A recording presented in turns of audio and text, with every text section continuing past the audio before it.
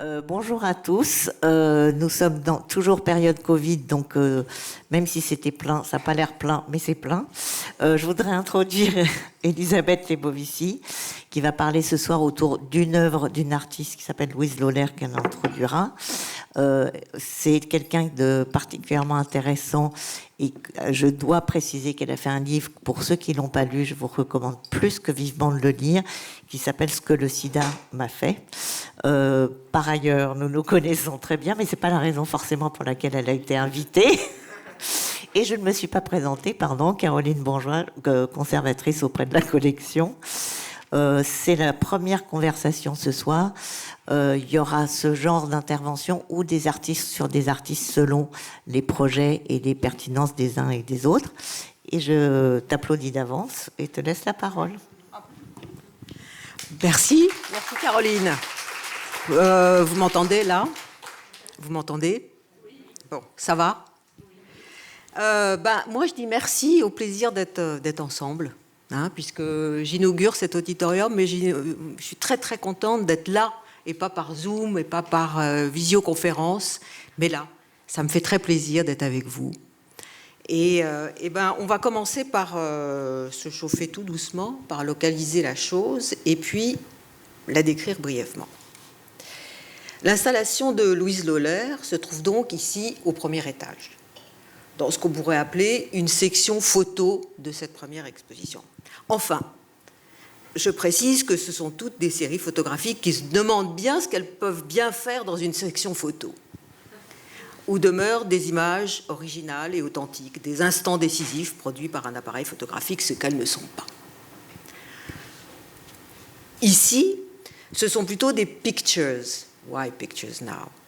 J'emprunte ce terme à l'historien d'art et activiste Douglas Scrimp et à son exposition éponyme de 1978.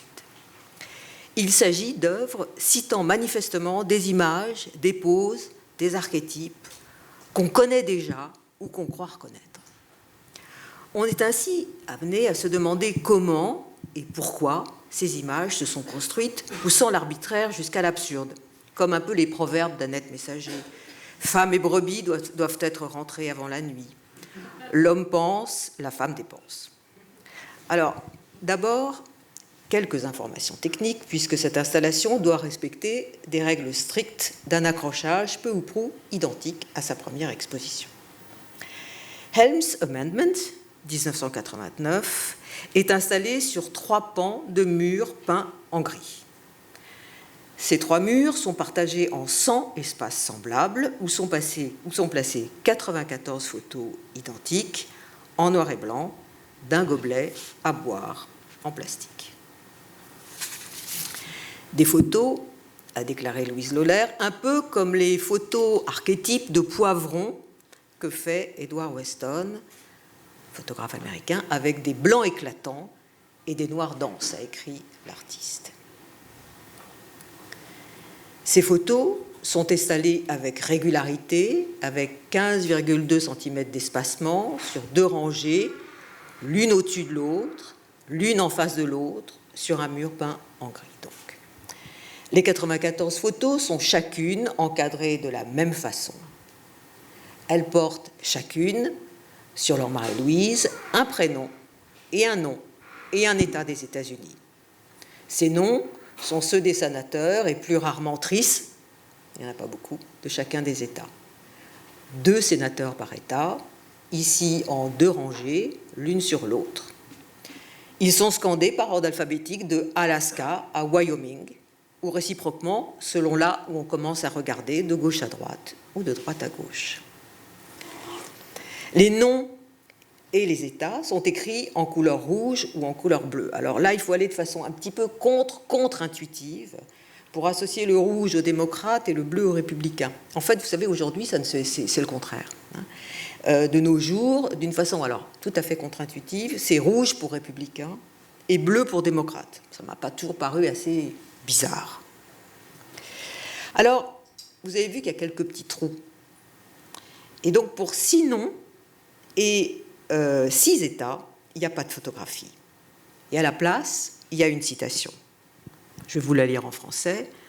aucun des fonds mis à disposition des centres de contrôle et de prévention des maladies, c'est-à-dire des agences de santé publique, ne doivent être utilisés pour fournir du matériel et des activités d'éducation, d'information ou de prévention du sida qui promeuvent, encouragent, indirectement ou directement, les activités sexuelles homosexuelles. Sida égale homosexualité, tel est ici le jugement commun à l'œuvre, selon lequel les pratiques de celles qui souffrent sont à l'origine de leur maladie, pire, qu'ils ont mérité leur sort. Pourtant, comme le disent les activistes, un virus n'a ni morale ni orientation sexuelle. Donc, chaque photographie de gobelet en plastique est ici attribuée à un sénateur ou une sénatrice ayant voté « yeah ».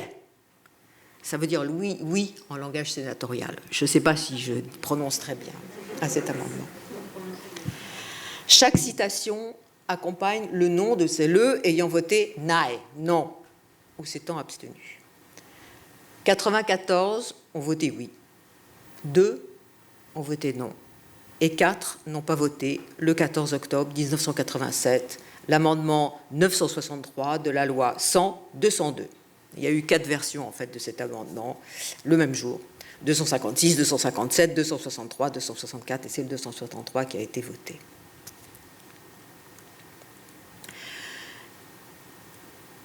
Cet amendement porte le nom et la signature de Jesse Helms, le sénateur républicain de la Caroline du Nord, un pays de sinistre mémoire pour ceux ou celles qui ont lu ou vu Underground Railroad. Il y a un épisode de la série, en tout cas, qui se passe en Caroline du Nord, et on voit qu'effectivement, on lynche toutes les personnes qui ne sont pas blanches et chrétiennes. Jesse Helms se dit un grand ami de Pinochet. Il s'est déjà illustré en 1973 avec un amendement refusant toute assistance financière étrangère des USA qui concernerait l'avortement en tant que méthode de réduction des naissances. C'est, vous savez peut-être, un amendement qui est encore utilisé dans la bataille que livrent un certain nombre de personnes contre l'avortement. Helms a dit « Derrière chaque sida, un homosexuel ». Il est aussi celui qui, on le sait moins, a ajouté le VIH-Sida comme condition permettant de refuser l'entrée aux États-Unis à l'époque et d'empêcher de ce fait, par exemple, un petit peu plus tard, la tenue de la conférence internationale sur le sida à Boston en 1992. Raciste et homophobe de première bourre, Jesse Helms va devenir, entre 1987 et 1992 à peu près, historien de l'art, comme va le surnommer l'historien d'art gay Richard Mayer. Un sénateur qui va prendre l'art pour objet et vouloir imposer une histoire sénatoriale de la culture américaine à sa sauce, vous allez voir. Mais continuons sur la spécificité de cette installation, peu montrée. Je ne l'avais jamais vue avant, personnellement. Elle a d'abord été exposée en décembre 89, le 1er décembre 89, à la galerie Metro Pictures, qui est la galerie de Louise Loller, pour A Day Without Art. Alors, qu'est-ce que c'est A Day Without Art ? Ça existe encore aujourd'hui. Vous avez peut-être vu le 1er décembre un certain nombre de courts-métrages qui ont été montrés ce jour-là par une organisation qui s'appelle Visual Aids et qui a donc décidé, le 1er décembre 89, d'organiser un jour sans art collectif où les institutions culturelles étaient invitées à faire preuve d'imagination. Par exemple, pas tellement imaginatif, pour voiler de noir des statues ou des musées comme ici le Guggenheim Museum à New York, pour enlever des peintures dans ces galeries d'exposition. Alors le Metropolitan Museum avait enlevé le portrait de Gertrude Stein par Picasso, ce qui lui a valu une engueulade monumentale, toujours du même activiste Douglas Crimp, qui disait que quand même enlever la seule lesbienne de la collection du Met, c'était quand même un peu dégueulasse. Il y a aussi un certain nombre de musées comme le MoMA, par exemple, qui ont décidé de produire de l'information sur le VIH et la lutte contre le sida, en donnant par exemple la parole à l'artiste et activiste David Wojnarowicz. Alors, le Helms Amendment n'a été exposé que 5 autres fois. La dernière à la foire de Bâle en 2016, l'année évidemment de l'élection de Trump. Et ici donc. J'aime beaucoup à la Bourse de commerce qu'on ait dû un peu ruser avec la courbe des murs, qui est aussi la courbe de la Bourse du commerce. Il a donc fallu adapter les 15 cm,2 requis d'espacement entre chaque cadre de façon à ce que les cadres soient face à face, d'un mur à l'autre, et qu'on soit dedans. Parce qu'il y a cette espèce de battement solennel de ces ya, oui, oui, oui, oui, qui tombent comme des coups près. Plein pouvoir à Jesse Helms. Ça fait un bruit mat, étouffé, d'un mur à l'autre. Cette partition m'étouffe. Elle est régulière dans son rythme et elle trace un portrait répété du sénateur en gobelet blanc sur noir, aussi interchangeable qu'un gobelet éclairé comme une photo du studio Harcourt, encadré comme une photo officielle.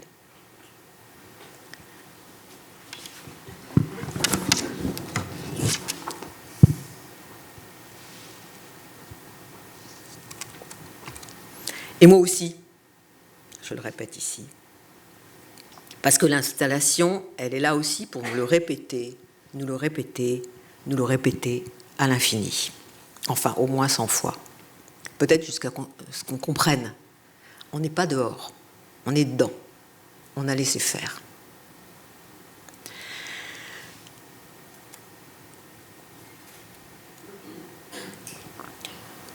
Originellement, le texte de Jesse Helms voulait interdire l'usage de tout fonds mis à disposition des agences de santé publique pour fournir du matériel et des activités d'éducation, d'information ou de prévention du sida qui promeuvent, encouragent ou admettent, condone, directement ou indirectement, les activités sexuelles homosexuelles, l'injection de drogue par voie intraveineuse ou les activités sexuelles hors mariage. Allons-y. Alors, on a réussi à lui faire enlever admettre. Et puis, injection de drogue et activités sexuelles hors mariage est parti. Bon. Le reste est resté. Le mythe du cancer gay est devenu un chancre gay, des mots, des sons, des images, des représentations qu'on peut ainsi attraper. Aux États-Unis, entre 1981 et 1987, 47 993 personnes ont été déclarées mortes du sida. 95,5% des personnes déclarées séropositives sont mortes. Parmi elles, les 2/3 sont identifiées comme homosexuelles.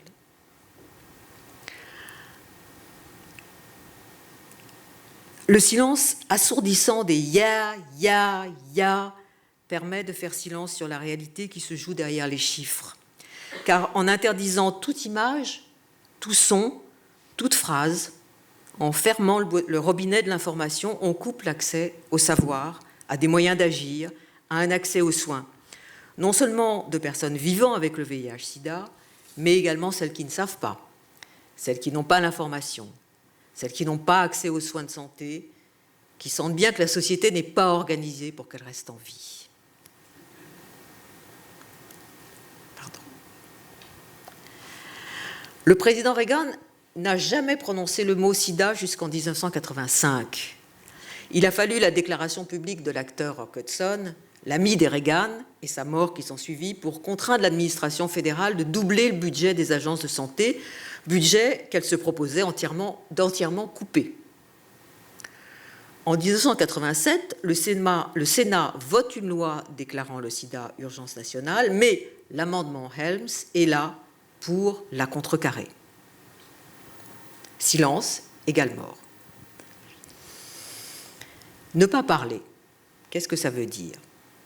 Sur un plan individuel, c'est vivre seul, mourir seul, sans oser demander, sans oser dire, avec un énorme secret qui bouffe l'intégralité de la vie. Les amis même sont devenus des témoins gênants.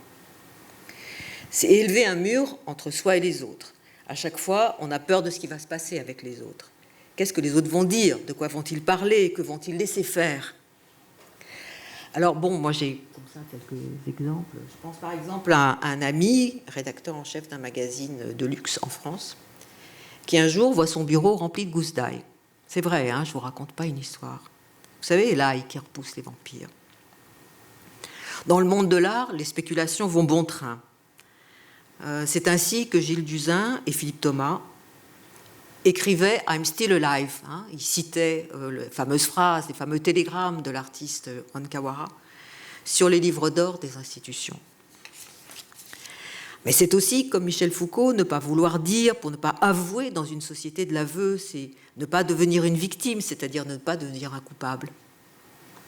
Mais c'est aussi, comme le maire Koch de New York, ne prendre aucune décision en matière de santé publique à l'échelon de la ville parce qu'il a peur d'être pris pour un homosexuel, de faire partie du lobby gay. Peut-être vous vous souvenez pas, moi je ne m'en souvenais pas, du slogan « Vote for Cuomo », Cuomo père, « not the homo ». Il s'agissait de Koch. L'activiste Paula Treichler raconte que les premières tentatives d'information, avant 1987, par les services de santé publique, avaient produit des documents sous copyright, inaccessibles, indiffusables. Ne pas permettre l'information publique communautaire. Voilà un exemple. Alors, c'est une affiche qui a été produite par le collectif Gang de Susie Bright et Zoé Léonard, qui ont fabriqué cette affiche montrant littéralement, comme elles le disent, le portrait d'un vagin, au-dessus duquel on peut lire « Read my lips » et en dessous « Before they're sealed ». Lisez sur mes lèvres avant que, bouche cousue, elles fassent silence. C'est une allusion directe au président Bush Ier, Bush père, dont c'était le slogan de campagne électorale « Read my lips et je n'augmenterai pas les impôts ». C'était ça qu'il disait. Mais je vous demande ici, bon, on ne va pas parler de cela longtemps, je vous demande ici de regarder ce qu'il y a un petit peu plus bas dans les petits caractères. C'est-à-dire que c'est une affiche qui appelle, qui demande à téléphoner en masse, à faire un zap phone, comme on disait à l'époque, pour ne pas silencer les plannings familiaux ouverts à des femmes qui n'ont pas la possibilité d'aller ailleurs, qui n'ont aucune information, ni sur les droits reproductifs, ni sur l'avortement, ni sur les IET et leur prévention. Alors, les réponses, les exemples dont je vous parle, l'exemple dont je vous parle est une réponse activiste directe, militante par des artistes. Celle de Louise Lawler, qui n'est pas une militante, consiste pourtant à dire les noms, selon le principe du name and shame, c'est-à-dire de renvoyer la violence et la honte sur celles et ceux qui la provoquent. Dire les noms, vous savez ce que ça veut dire. Ici, ces noms sont installés par ordre alphabétique d'État. Je vous laisse aller voir ces noms. Mais on retrouve dans les yeux, c'est un peu gênant, Joseph Biden, Delaware, John Kerry, Massachusetts, Edward Kennedy, John McCain, les anciens astronautes John Glenn et William Armstrong, je ne sais pas si vous vous souvenez du soutien indéfectible à Donald Trump, Mitch McConnell, etc., etc. Parmi ceux qui n'ont pas voté Yeah, un sénateur du Connecticut, Pat Moynihan de New York, qui ont voté Nay, et 4 sénateurs, dont Alphonse Amato, toujours de New York, aussi Al Gore, n'ont pas voté, se sont abstenus. On est mal. Et puis, ces photographies en noir et blanc, toutes les mêmes, du gobelet en plastique jetable.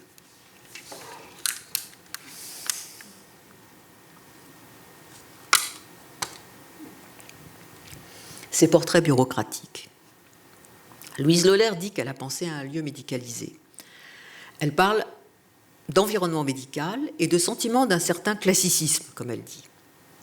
Anonyme, jetable, très mauvais pour l'environnement, le gobelet en plastique devient aussi, dans un régime supposément démocratique, le représentant de la personne vivant avec le VIH-Sida, c'est-à-dire du traitement, en fait, d'une société et d'une politique de santé publique décidée par un président, un gouvernement, des sénateurs, qui ne les considèrent pas comme des personnes et qui les rend invisibles. La photographie même est aussi un espace de dissolution dans tous les sens du terme, en tout cas avec la photo analogique où on expose le papier sensible à l'image, sans compter par les bains successifs par où elle passe. Ce n'est pas pour rien qu'on est confronté ici à cet aspect matériel corporel de l'exposition photographique. Mais le gobelet en plastique est aussi le représentant de la peur, de la panique totale à l'égard du ou de la malade. Peur du partage d'un fluide, peur de tout partage corporel et donc d'une quelconque contamination par la bouche, puisque c'est généralement par cet orifice qu'on boit. Je pense, évidemment, on pense aux gobelets jetables chez le dentiste, chez le docteur, des professions où on porte un masque précisément depuis l'épidémie de VIH-Sida.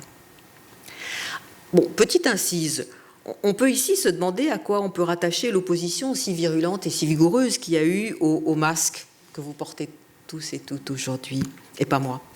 Comme on l'a vu dans des manifestations où les gens prenaient des postures un peu virilistes comme ça. Peut-être bien ce serait intéressant de retracer cette posture à ce qu'on a appelé la panique hétérosexuelle, que ces personnes l'aient vécue ou pas. Cette épidémie de peur où étaient associés sida et PD, sida et drogué, et je n'ai rien à faire avec ça, moi. Yeah. Dans un monde qui demande à être partagé par tous et toutes, malades ou pas malades, on peut boire dans le même verre. Ici, pas. Immaculé, frontal, avec ses contrastes de valeurs très fortes, il recèle et contient ainsi quelque chose de dégueulasse, quelque chose comme un crachat moral exprimé par ces sénateurs tristes qui se sentent menacés par l'idée de partager le même espace, le même corps social avec d'autres, des étrangers qui, eux ou elles, sont contraints de partager le même espace, sans avoir d'autre choix.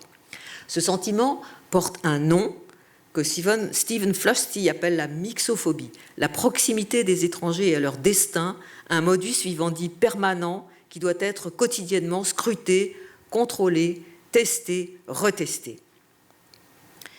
Déjà, dans Le Docteur Folamour, le film de Stanley Kubrick, que vous avez peut-être vu, de 1964, le général Jack D. Ripper, qui est interprété par Sterling Hayden, voit s'abattre une conspiration communiste contre nos précieux fluides corporels, sous-entendu, ceux absolument purs de la nation américaine. Faut pas mélanger. La politique de gentrification des villes n'est pas autre chose, qui va d'abord expulser et éliminer des lieux de mixité, de mélange social, racial, sexuel aussi, bien sûr. En 1983, le docteur Zona Bend avait ouvert une consultation pour les séropositifs et malades du sida dans son cabinet de Greenwich Village. C'est un des premiers médecins à remarquer que le partage de seringues et les relations sexuelles non protégées jouaient un rôle dans l'attaque du système immunitaire, et ce sont ces observations qui ont mené aux premières brochures de prévention communautaire. Cette année-là, il se voit menacé d'expulsion par ses copropriétaires qui ont la trouille que l'immeuble de la West 12th Street perde de sa valeur. Il porte plainte.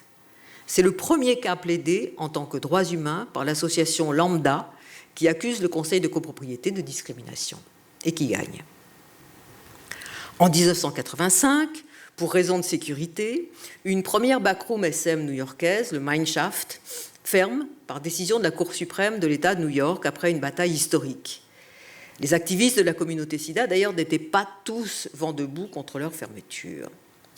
Est-ce que ce sont des lieux à risque ou est-ce que justement ce sont des lieux anonymes où on peut faire d'informations sur le safe sex, distribuer des capotes et des flyers, comme au Mineshaft, d'ailleurs, le jour où des inspecteurs sont passés juste avant qu'ils prennent la décision de fermeture.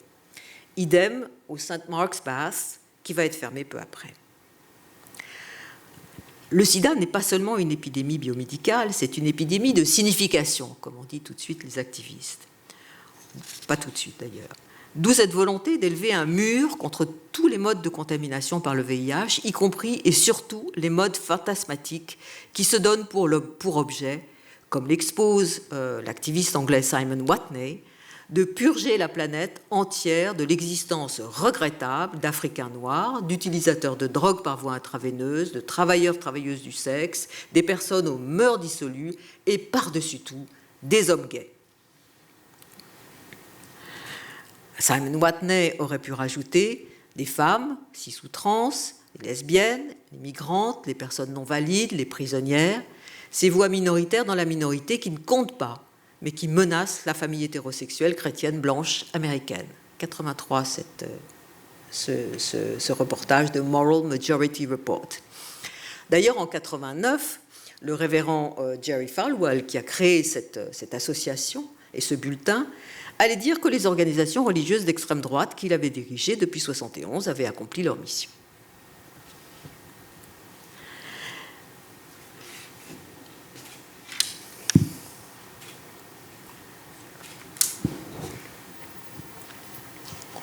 L'histoire est racontée ainsi par Douglas Crimp dans How to Have Promiscuity in an Epidemic, texte de 1987. Donc un jour d'octobre 87, le sénateur Jesse Helms a déboulé dans le bureau ovale de la Maison-Blanche avec une brochure en main, celle-ci, du Gay Men Health Crisis, la première association à se mobiliser.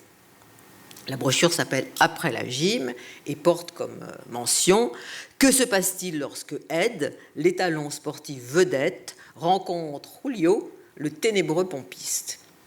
Après la gym, la vraie séance d'entraînement commence.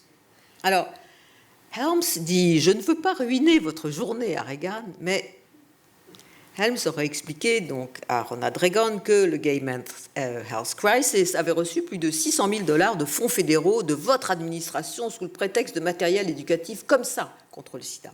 Ce qui est totalement faux d'ailleurs, puisque l'association faisait extrêmement gaffe aux projets produits avec des fonds publics en respectant pour eux toutes les directives fédérales.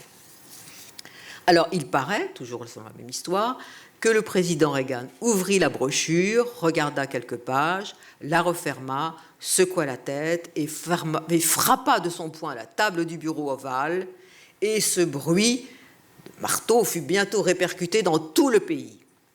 After the gym était exactement ce que les conservateurs cherchaient, la preuve que la lutte contre le sida n'était qu'un autre moyen que les gays et lesbiennes avaient trouvé pour faire avancer le programme homosexuel. Nous sommes le lendemain de la plus grande manif LGBT à Washington, qui réunit environ 300 000 personnes, avec à leur tête des personnes vivant avec le VIH, pour demander justement de briser le silence, de donner à la recherche et au traitement les moyens et la publicité nécessaires. À cette occasion a été déployé pour la première fois le patchwork des noms, dit en français le Names Project, ces panneaux de tissu commémoratif de 90 cm par 1,80 m, la taille d'un suaire, que des amis, des amants, des parents, des amantes brodent ensemble à la mémoire d'une personne morte du sida. 1920 noms, ce jour-là, ont été prononcés. Le lendemain, donc, Helms va expliquer que son éthique chrétienne lui demande de faire quelque chose. À un énorme projet de loi de finances, Helms a donc joint un petit amendement, celui dont vous avez connaissance avec Louise Lolaire. L'amendement Helms permet de censurer non seulement des flyers comme After the Gym, mais toute mention, toute image d'organes génitaux ou de rapports sexuels, protégés ou non, qui pouvait être considérée comme une violation du mandat fédéral. Et du coup, la loi est passée et les agences de santé ont créé des comités de censure adoptant des directives extrêmement strictes qui s'appliquaient à chaque brochure, chaque dépliant, chaque affiche. Je vous signale qu'il n'y a pas Internet en 1987. Des comités de citoyennes se réunissent pour veiller à ce que la prévention du sida n'outrepasse pas les normes communautaires de décence ou de goût. En Caroline du Nord, toujours la même, par exemple, un comité a interdit pour offense grave toute référence à l'orientation sexuelle. Un comité de Los Angeles a refusé une affiche montrant un homme noir simplement assis à côté d'un homme blanc. Évidemment, les réactions ne se sont pas faites attendre de l'Académie fédérale de médecine au Gay Men's Health Crisis, qui a assigné les services de santé américains en justice, et qui a finalement gagné en 1992. Les juges ont estimé que cet amendement contrevenait au premier article de la Constitution sur la liberté d'expression. Comme l'a déclaré un autre tribunal, le critère du caractère offensant était l'un des plus grands handicaps imposés aux éducateurs et aux éducatrices professionnelles qui dépendent d'un financement public pour leurs efforts d'éducation en matière de sida. Bon, on voit bien que de toute façon, il n'y a qu'une réponse à apporter, concrète, communautaire, graphique, comme on dit, c'est-à-dire précisément montrée et décrite, exposée par des gens qui ont l'expérience, par des usagers, comme on dit, loin d'un discours abstrait et universalisant de cabinets de publicité ou de ministères. Vous voyez ce que je veux dire. par des personnes vivant avec le VIH, par des associations de malades, par ce qu'on appelle effectivement des usagers. Et la réponse vaut évidemment pour aujourd'hui. Mais, je vais boire encore un coup.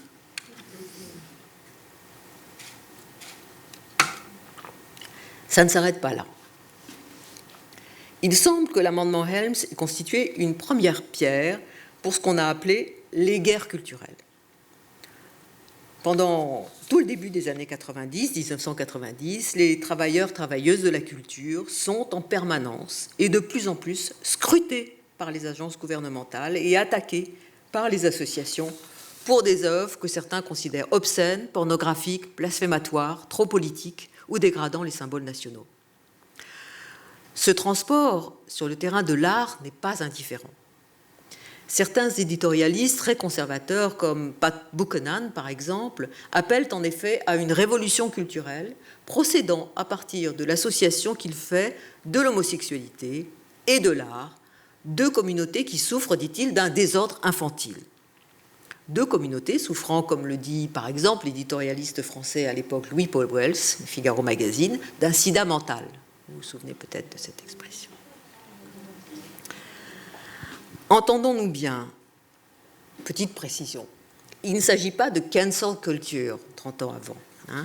Ce qu'on nous raconte de la cancel culture ici en France oublie de mentionner qui demande quoi.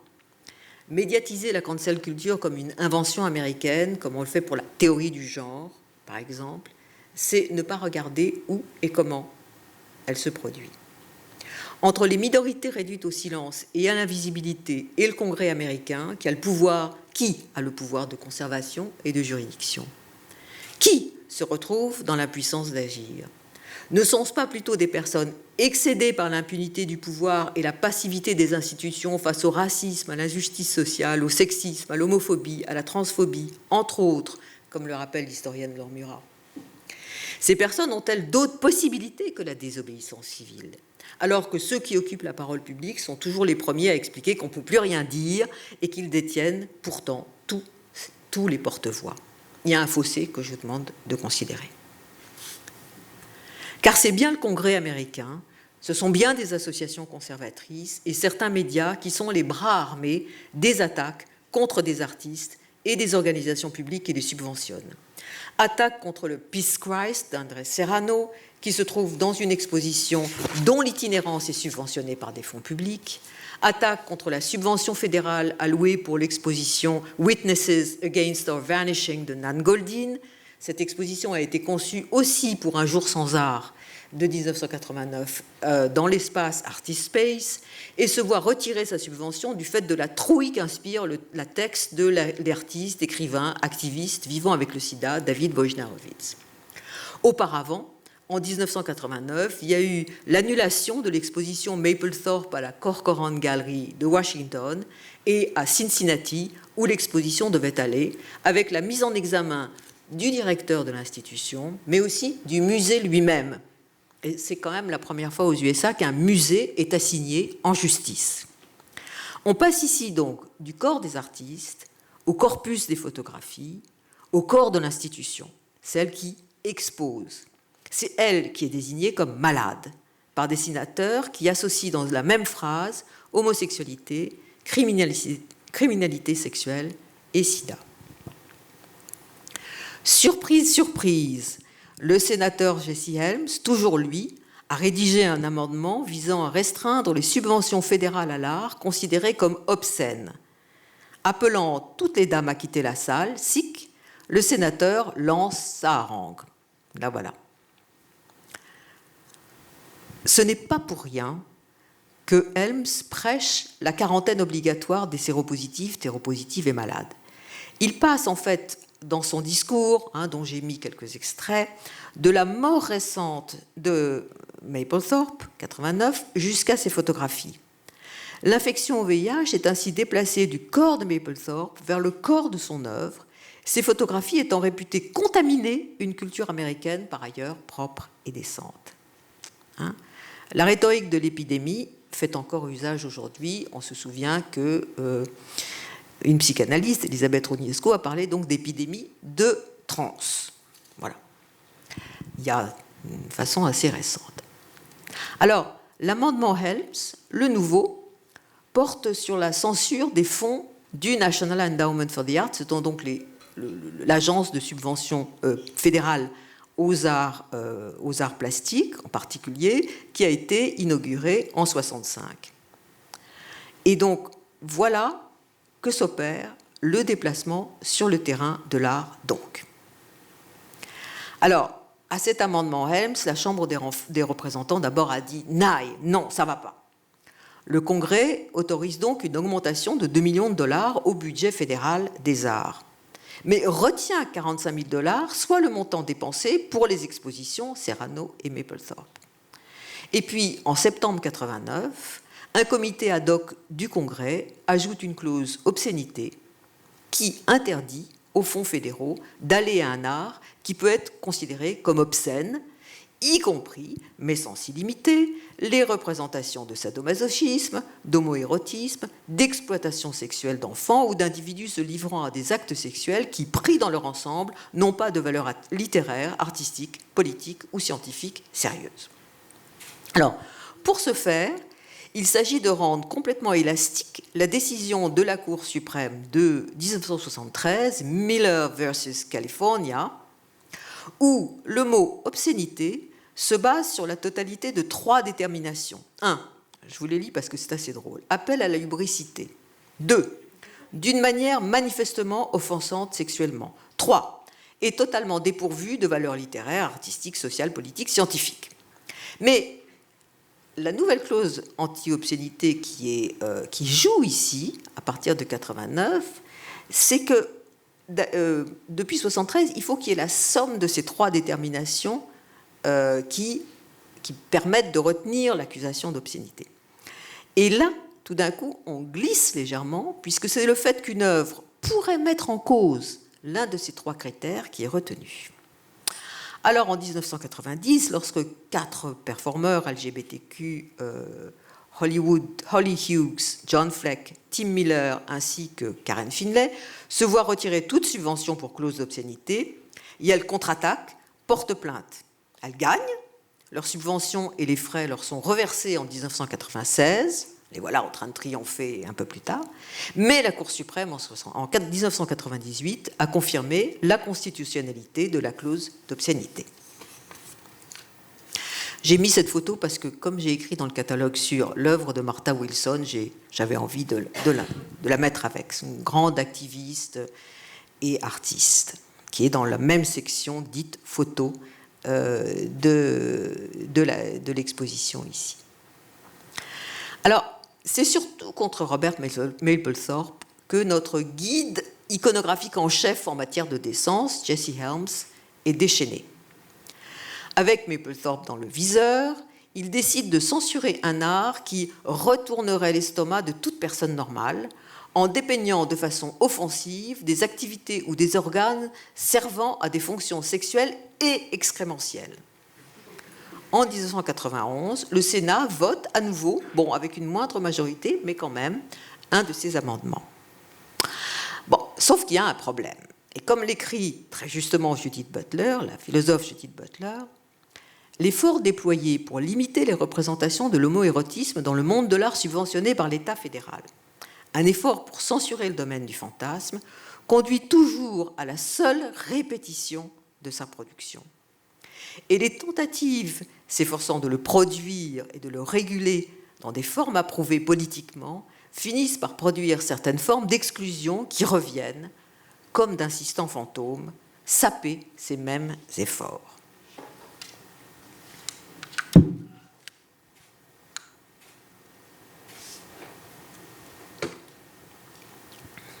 Alors, fantôme 1, je vous laisse lire.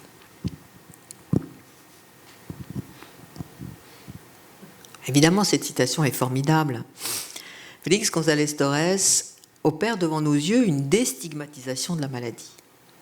Il donne par conséquence de la valeur aux vies vécues, à la synchronicité et à la désynchronicité de l'amour, au temps perdu, aux vies perdues. Vous connaissez ce système des 2 horloges, bien sûr, Untitled Perfect Lovers, qui sont synchronisées à la même heure et puis qui, peu à peu, évidemment, vont se désynchroniser. Il y en a une qui va prendre un peu de retard par rapport à l'autre. Et donc, cette marche ensemble va un petit peu se désynchroniser. Mais ce n'est pas grave. Et puis cette pièce-là, deuxième fantôme, que je trouve absolument sublime, qui est une pièce qui est ressortie pour l'exposition Félix González Torres qui a lieu actuellement au Musée d'art contemporain de Barcelone, au BACBA.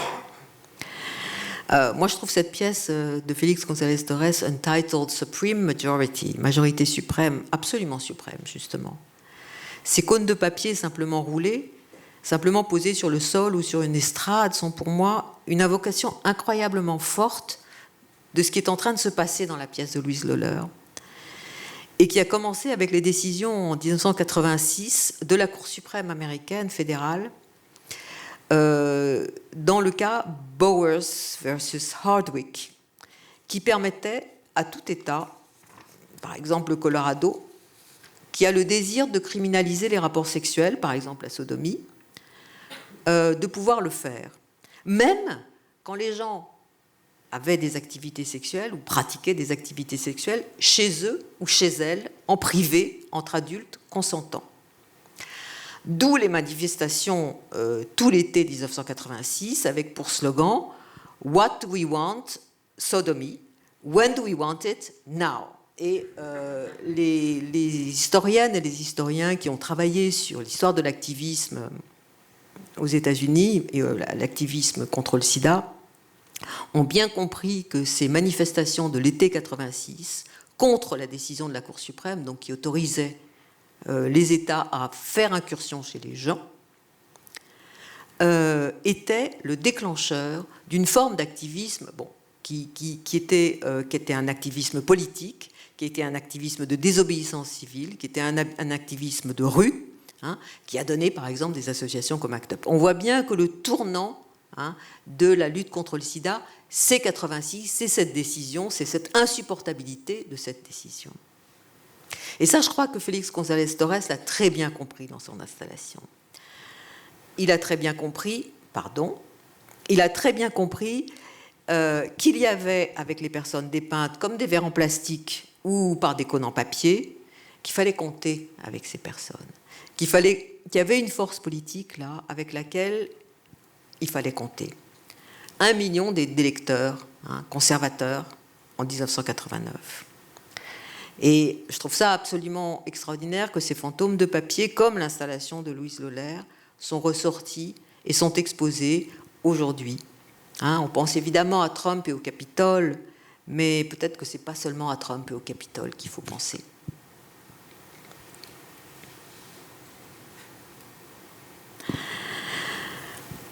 Considéré comme une fantôme 2, fantôme 3, considéré comme une exception à son travail, Helm's Amendment de Louise Lohler s'inscrit aussi dans un travail qui prend au sérieux l'histoire de l'art de Jessie Helms, celle qui condamne comme malade à la fois le corpus d'œuvre d'un artiste et le corps de l'institution qui va accueillir son installation.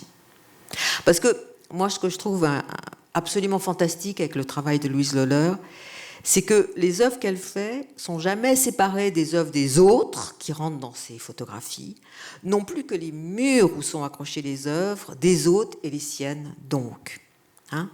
Comme le dit l'artiste André Fraser, Louise Lohler interrompt les frontières institutionnelles qui séparent les identités discrètes de l'artiste et de l'œuvre d'art d'un appareil qui n'en serait supposément que le supplément. L'appareil, c'est un peu le destin de l'œuvre. Une fois fabriquée, c'est là où elle va, par où elle passe, où elle est conservée, comment elle est exposée, qui en réalise l'installation, qui arrange les pictures, comme on dit là, quel designer, quel architecte, quel curator, comme ici à la Bourse de commerce, qui les garde, mais aussi qui les regarde, mais aussi qu'est-ce qui est à côté, qu'est-ce qu'on voit par la fenêtre du musée, sur quoi rêve la gardienne qui regarde par la fenêtre, pourquoi en faire des pochettes d'allumettes, qu'est-ce que ça veut dire, qu'elle rêve de fumer, comment on l'étiquette cette œuvre, comment ça change, et vous, à quoi vous pensez, comment vous et moi nous arrangeons avec les images. Et donc là, il y a quelque chose de très vertigineux contre la frontière supposée sacro-sainte entre, par exemple, le document et l'œuvre. Ainsi, dans le travail fantastique que Louise Loller a fait avec le livre de Douglas Crimp, On the Museum Ruins. D'une part, on y présente ses œuvres. D'autre part, Loller a fait spécifiquement des photos pour être associées à la teneur du texte. Et encore d'autre part, d'autres de ses œuvres, qu'elle n'a pas faites spécifiquement, mais comment le savoir, vont servir d'illustration à ce que dit Crimp. Et il me semble que le Helms Amendment joue également de tous ces registres, glissant d'un statut à l'autre. Bien sûr, l'artiste le dit clairement elle-même en 1994, l'installation est assurément, je la cite, un produit de son temps. Les codes qui en produisaient les conventions d'accrochage enserraient de tout cœur les questions qui se posaient alors avec une ferveur que j'espère reconnue et sentie. Alors oui, ça nous ramène au tournant des années 1980-90, 30 ans en arrière, mais pas seulement. Car les travaux de Loller posent de multiples questions sur ces œuvres d'art, sur la façon dont nous les voyons, ce que nous voyons quand nous les voyons, les types de significations qu'elles ont pour nous, comment elles en viennent à avoir une signification, pourquoi certaines ont plus de signification que d'autres, pourquoi certaines ont plus de valeur que d'autres, en particulier à travers les diverses stratégies d'exposition. Et là, je cite encore Douglas Crimp. Helms Amendment est présenté aujourd'hui là-haut, au premier étage, pendant l'ouverture de la Bourse de commerce et de la présentation d'œuvres de la collection Pinault. Aujourd'hui, c'est l'aujourd'hui de la pandémie, des confinements, des travailleurs, travailleuses culturelles et des institutions non essentielles, des guerres culturelles d'aujourd'hui. Celle, par exemple, introduite en France avec la notion d'islamo-gauchisme, celle résultant de la saturation du débat public et médiatique par des discours de haine, celle où des régimes autoritaires prennent la main sur les travailleurs, travailleuses de l'art, allant même jusqu'à essayer de faire interdire des expositions de ces mêmes personnes ailleurs. C'est de la Slovénie que je parle. Celle où on s'apprêtait à interdire des images filmées des forces de l'ordre, c'est-à-dire à rendre invisibles ces images avant que le Conseil d'État n'annule cette loi. Celle de ces plafonds de verre à boire, encore des verres à boire, qui se demandent: est-ce que toute vie est également vécue? Est-ce qu'elle est vivable? Est-ce qu'elle est également pleurée lorsqu'elle se perd? Est-ce qu'elle est vivante? Je ne crois pas. C'est ça que nous dit Louise Loller, c'est ça qu'elle nous répète et qu'elle nous répète et qu'elle nous répète encore. Et c'est ça qu'elle nous donne, et à nous, maintenant, d'en faire usage. Voilà, merci. Alors,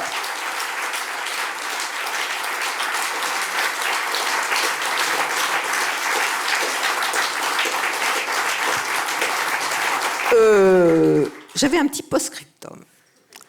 Ce jour même aujourd'hui, le Parlement doit se prononcer pour ou contre la déconjugalisation de l'éducation adulte handicapée. Qu'est-ce que ça veut dire? Ça veut dire que c'est un combat mené par les associations qui regroupent des personnes vivant avec des maladies chroniques ou un handicap. Et peut-être vous le savez parce que vous avez lu les journaux, mais en fait, depuis 2005, le complément de ressources est attribué à la personne handicapée directement, sauf quand cette dernière est en couple. À partir de là, elle est conditionnée aux revenus dus de la conjointe et non pas uniquement à ceux de la personne bénéficiaire. Ça veut dire qu'elle a perdu toute autonomie financière. Alors, comme le disent les slogans, vivre avec quelqu'un, quelqu'une, ne veut pas dire vivre au crochet de quelqu'un, quelqu'une. Voilà. Et vous savez peut-être que La République En Marche et le MoDem s'opposaient à cette déconjugalisation qui fait l'objet d'un bras de fer, et que donc la secrétaire d'État aux personnes handicapées a fini par demander un vote bloqué. Je crois que le vote est passé ce soir, mais à très peu. Voilà, c'est ça que je crois Louise Loller veut dire, et c'est aussi à nous de regarder comment les gens, comment on vote, et de faire attention. Voilà, c'était mon petit post-scriptum.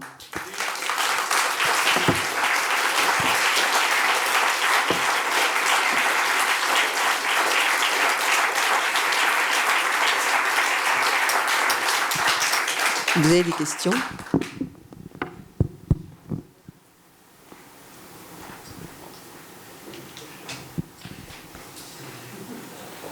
on fait tout. Donc je suis à disposition s'il y a des questions. En tout cas, super merci de la profondeur. Et je trouve que c'est tellement, mais tellement ce qu'on vit aujourd'hui dans tellement d'endroits, ce qu'elle soulève que...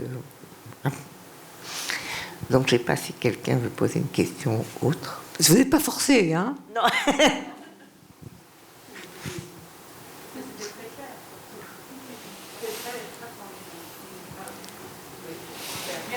Merci.